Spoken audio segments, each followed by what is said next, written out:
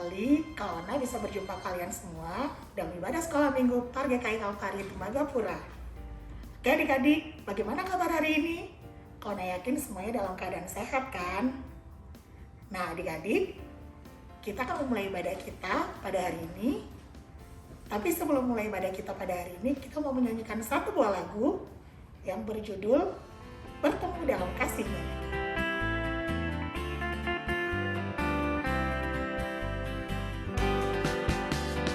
Bertemu dalam kasih-Nya, berkumpul dalam anugerah-Nya, bersuka cita semua di dalam rumah Tuhan.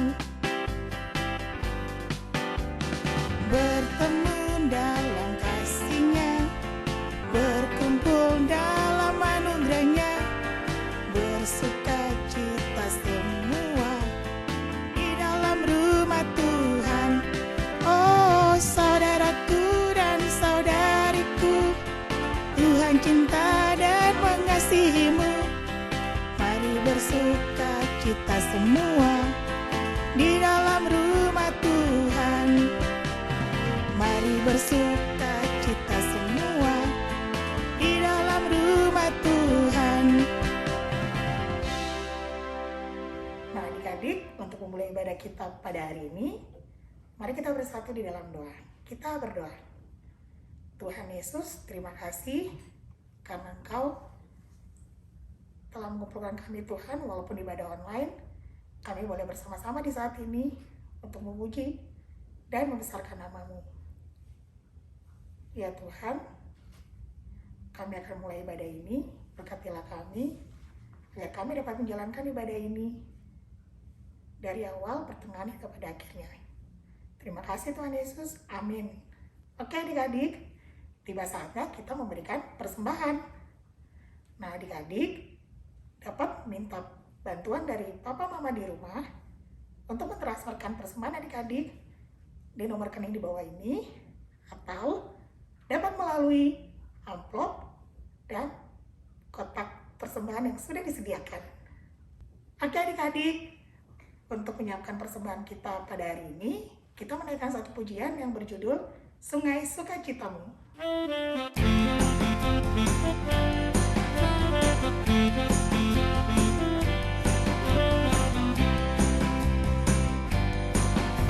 Sungai sukacitamu mengalir dalamku.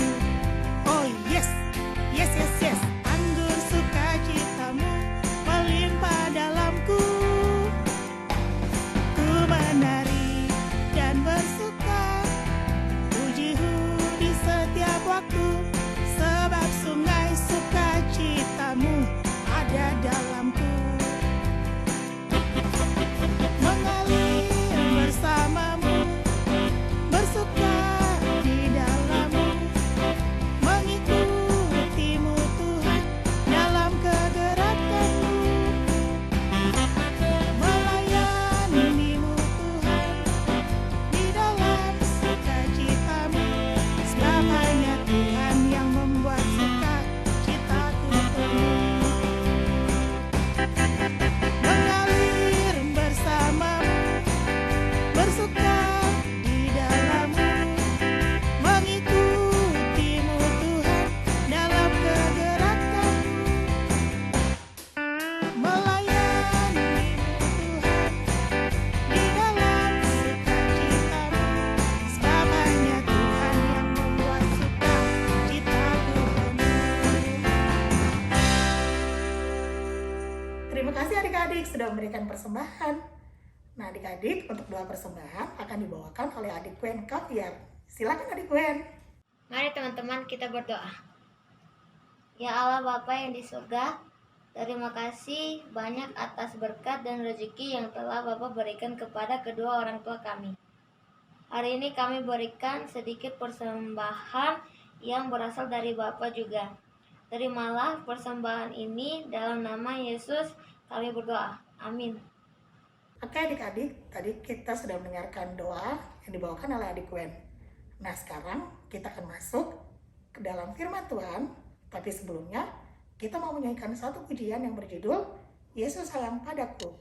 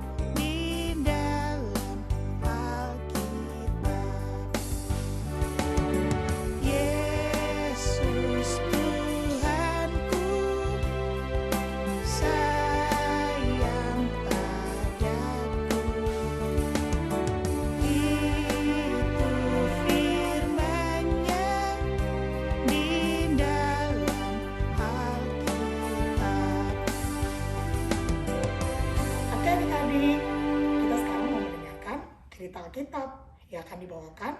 Untuk kelas kecil adalah Kak Laura dan kelas besar adalah Kak Leo. Halo adik-adik sekalian, apa kabar? Bertemu lagi dengan Kak Leo. Udah lama ya, Kak Leo kayaknya baru lagi nih mengajar pada hari ini. Oke, kita akan mendengarkan firman Tuhan. Tapi sebelum itu kita berdoa dulu ya. Kita berdoa bersama-sama. Mari kita satu dalam doa. Ya Bapak, terima kasih Tuhan atas pimpinan-Mu kepada kami. Sebentar kami akan mendengarkan firman-Mu. Biarlah Tuhan saja memimpin kami, supaya apa yang kami dengar itu bisa kami lakukan dalam kehidupan kami sehari-hari. Di dalam nama Tuhan Yesus, kami sudah berdoa. Amin. Oke, adik-adik, kita buka Alkitabnya ya. Kita akan membaca dari Kisah Para Rasul 3 ayat 1 sampai dengan 10. Kakak ulangi lagi ya. Dari Kisah Para Rasul 3 ayat 1 sampai dengan 10. Kita akan baca ya. Petrus menyembuhkan orang lumpuh. Pada suatu hari, menjelang waktu sembahyang, yaitu pukul 3 petang, naiklah Petrus dan Yohanes ke bait Allah. Di situ ada seorang laki-laki yang lumpuh sejak lahirnya sehingga ia harus diusung. Tiap-tiap hari orang itu diletakkan dekat pintu gerbang bait Allah yang bernama Gerbang Indah untuk meminta sedekah kepada orang yang masuk ke dalam bait Allah. Ketika orang itu melihat bahwa Petrus dan Yohanes hendak masuk ke bait Allah, ia meminta sedekah. Mereka menatap dia dan Petrus berkata, "Lihatlah kepada kami." Lalu orang itu menatap mereka dengan harapan akan mendapat sesuatu dari mereka. Tetapi Petrus berkata, "Emas dan perak tidak ada padaku. Tetapi apa yang kupunyai, kuberikan kepadamu. Demi nama Yesus Kristus, orang Nazaret itu, berjalanlah." Lalu ia memegang tangan kanan orang itu dan membantu dia berdiri. Seketika itu juga kuatlah kaki dan mata kaki orang itu. Ia melonjak berdiri, lalu berjalan kian kemari dan mengikuti mereka ke dalam bait Allah. Berjalan dengan melompat-lompat sambil memuji Allah. Seluruh rakyat itu melihat dia berjalan sambil memuji Allah. Lalu mereka mengenal dia sebagai orang yang biasanya duduk meminta sedekah di gerbang indah bait Allah, sehingga mereka takjub dan tercengang tentang apa yang telah terjadi padanya. Demikian pembacaan firman Tuhan pada hari ini. Sebelum kakak melanjutkan firman Tuhan pada hari ini, kita akan lihat dulu ya film berikut ini yang menceritakan tentang Petrus menyembuhkan orang lumpuh. Kita lihat ya.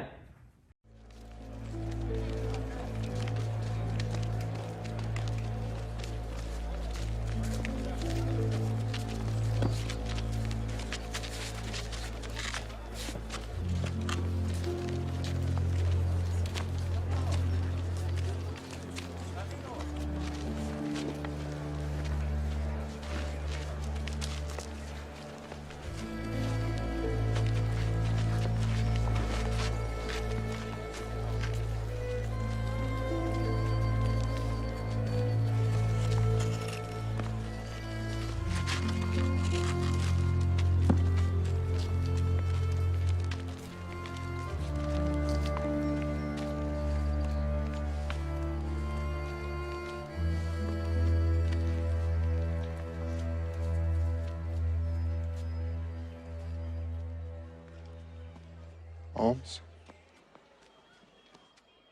Anything to give? Alms? Look on us.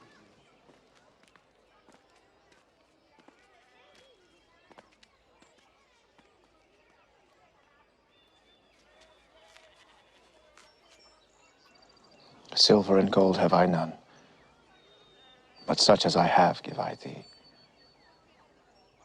In the name of Jesus Christ of Nazareth,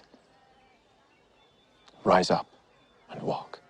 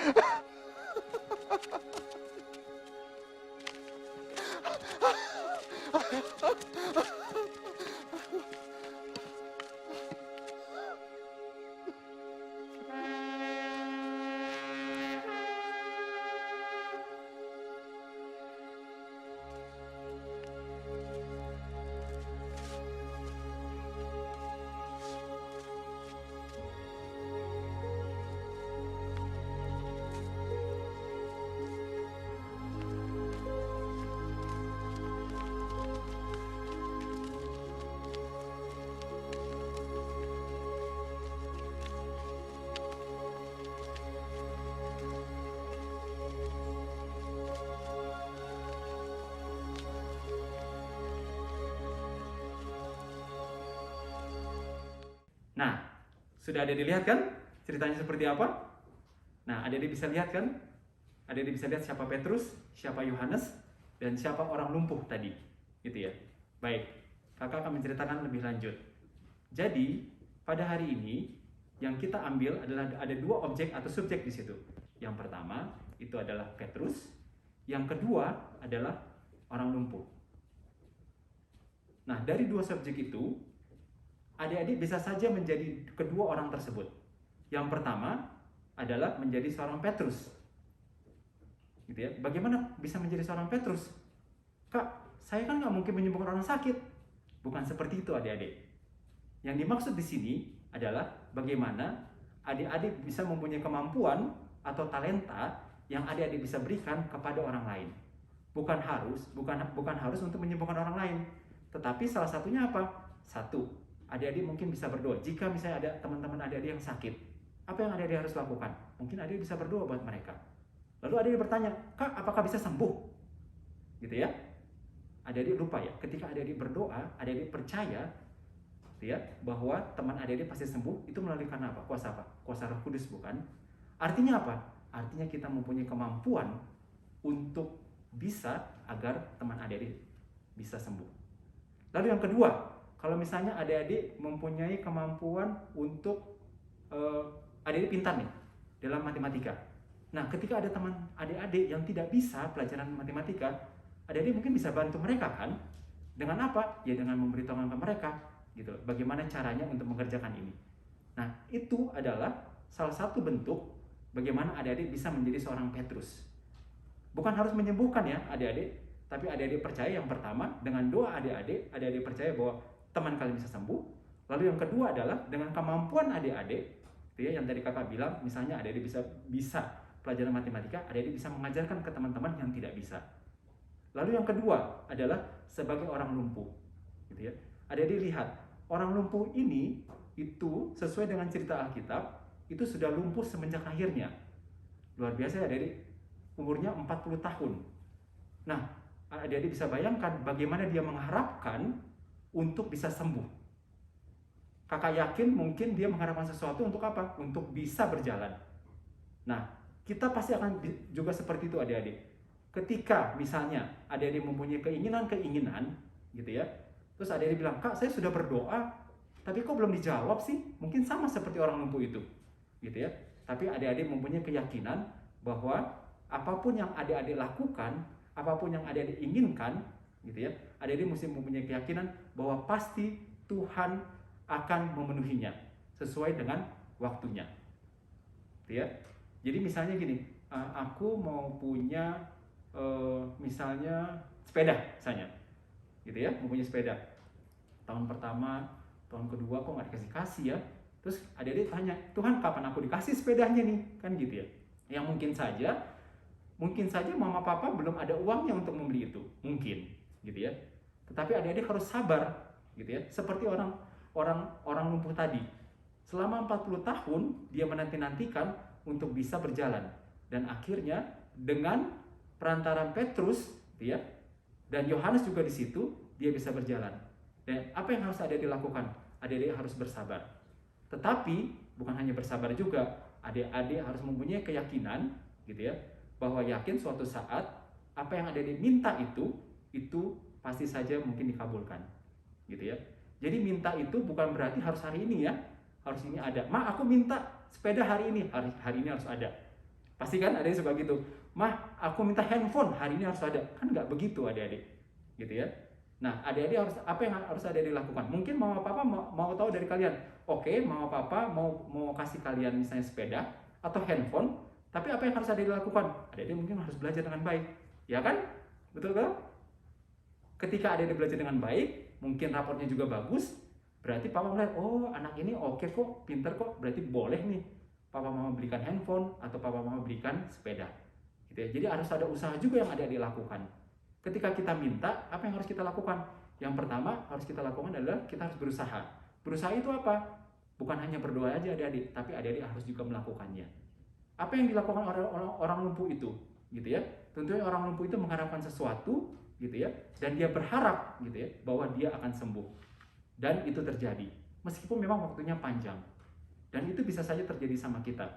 Ketika apa yang kita harapkan mungkin tidak harus hari ini, tapi mungkin saja bisa bulan depan, mungkin saja bisa akhir tahun kita dapatkan. Tapi yang penting yang harus adik-adik lakukan adalah adik-adik tetap harus percaya dan yakin, ya, bahwa Tuhan yang pasti nanti akan memberikan itu melalui siapa? Melalui mama papa, atau mungkin melalui om dan tante kalian, gitu ya. Jadi itu yang harus adik-adik lakukan. Jadi pada hari ini kita belajar dari dua subjek tersebut. Adik-adik bisa menjadi seorang Petrus, gitu ya. Bagaimana adik-adik mempunyai kemampuan, gitu ya, untuk bisa menolong orang lain, bukan hanya berdoa, tapi kemampuan yang adik-adik miliki. Lalu yang kedua, adik-adik bisa juga berada di situasi kondisi seperti orang lumpuh tadi. Jadi apa yang adik-adik harus lakukan? Adik-adik harus sabar untuk menantikan bahwa pasti Tuhan akan mengabulkan doa-doa adik. Dengan apa? Tadi tadi kakak katakan ya. Yang pertama, kalian harus berusaha dengan apa? Berdoa. Yang kedua apa tadi? Belajar. Jangan lupa itu ya. Demikian firman Tuhan hari ini.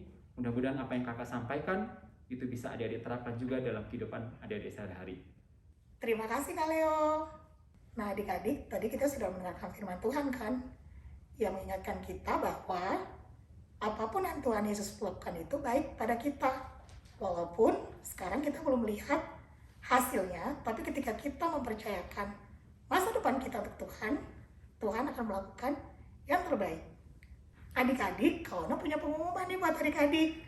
Hari ini adalah hari terakhir kita beribadah di semester 1 tahun 2021. Untuk semester 2-nya, kita akan menginformasikan melalui papa mamanya di rumah ya. Oke adik-adik. Nah sekarang kita mau menutup ibadah kita. Sebelum kita menutup ibadah kita mau menyanyikan satu lagu yang berjudul Istimewa.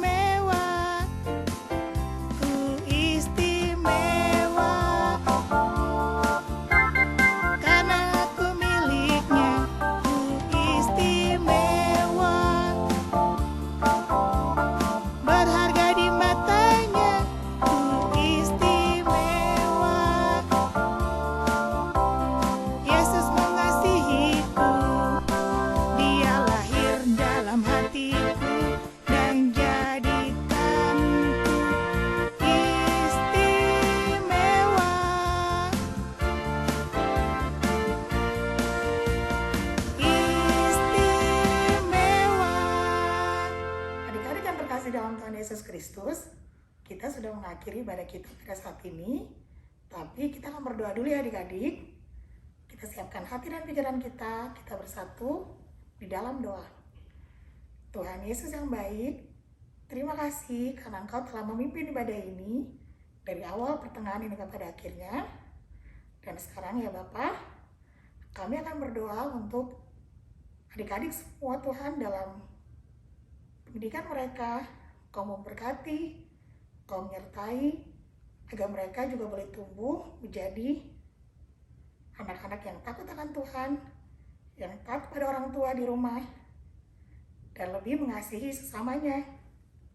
Dan juga Tuhan Yesus, kami mau berdoa bagi papa mama di rumah, dalam pekerjaan mereka, di dalam keseharian mereka Engkau selalu memberkati. Dan juga Tuhan Yesus, kami mau berdoa bagi kakak-kakak sekolah minggu, Kau berkati kami dalam pekerjaan kami, dalam keseharian kami, agar kami terus melayani Engkau Tuhan dengan penuh semangat dan selalu melakukan segala sesuatunya seturut dengan kehendak-Mu. Terima kasih Tuhan Yesus, kami sudah berdoa. Amin. Oke adik-adik, kita sudah selesai sekolah minggu. Sampai jumpa lagi ya semester depan. Tuhan Yesus memberkati. Halo.